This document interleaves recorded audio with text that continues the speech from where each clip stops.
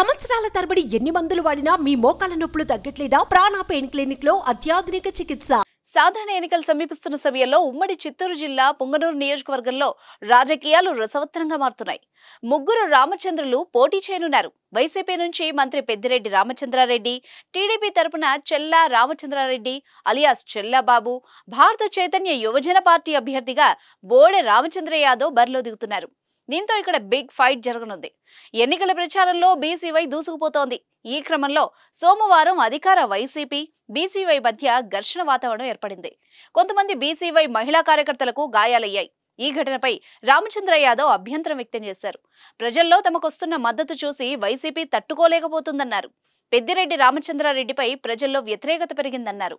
పుంగనూరు వాసులు ఎన్నికల్లో సరైన గుణపాఠం చెబుతారని రామచంద్ర యాదవ్ చెప్పారు.